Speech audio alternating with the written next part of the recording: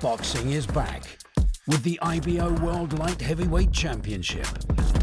Can Suarez take the belt? Or will one of Britain's brightest prospects, Lyndon Arthur, seize victory? Big Fight Live, Arthur versus Suarez, Friday at 10 on Channel 5.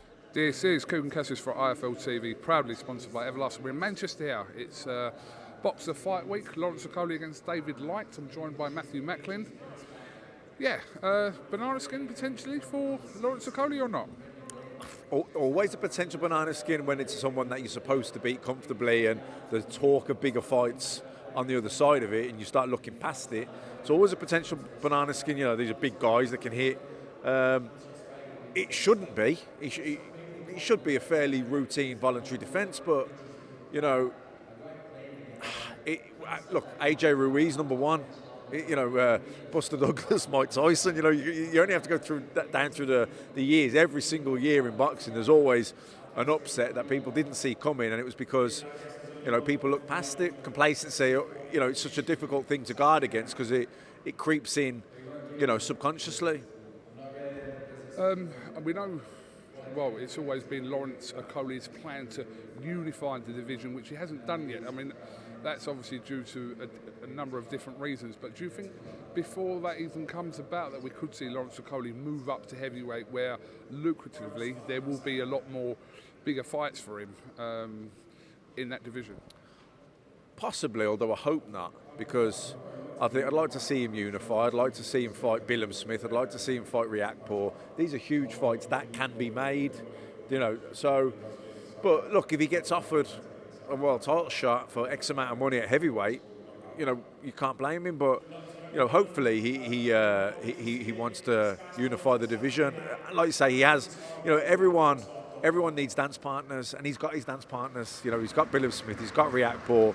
They're all with Boxer. These are fights that can get made, and they're big, huge fights domestically. So, you know, hopefully those fights get made. Okay, yeah. Manchester Fight Week. Fraser Clark on the bill. Lauren Price, CASSIUS on the bill. Yeah, there's a few decent fights on this bill this weekend, Matt.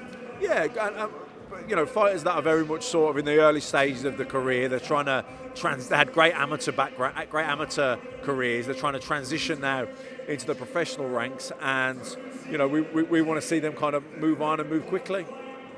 I think you've got to go in a minute, but just your quick opinion on this Fury USYK thing. I know you put a tweet out yesterday, but what have you made of all that? Well, you know, I've been a big Fury fan over the years, and I pick him to win the fight, but it does seem that he's the only obstacle now in this not happening. They seem to agree to every term. If what we're being told is true, they seem to be bending over backwards to accommodate Tyson's wishes, and you know, really, the ball's in his court, and we just want to see the fight get made because, you know, I think Fury's proven himself to be number one in the world, but Usyk's obviously proven himself to be the other contender for that position, and we just want to see them fight and for them to be an undisputed champion. And it'll be really disappointing and frustrating from a fan's point of view if it doesn't get made. And I think it does. I think it does harm his reputation if it doesn't get made. I mean, obviously, it's been the most public negotiations, or what we've seen of that. Obviously, there's stuff going on behind the scenes, but it's been very public with Usyk's team and Fury himself over the last couple of weeks, especially. We know a lot more about this in terms of the rematch splits, etc. But it does look likely now that this is dead in the water for the meantime. Yeah, I mean, it doesn't happen.